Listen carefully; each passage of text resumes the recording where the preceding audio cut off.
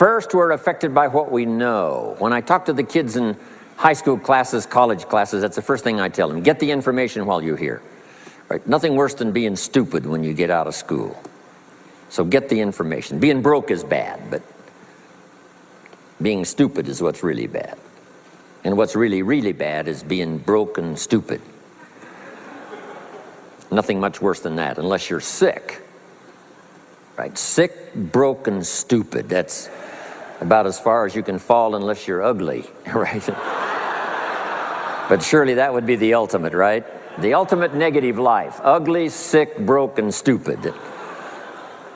So learn all you can. We're affected by what we know, so get the information. Don't be lazy in learning.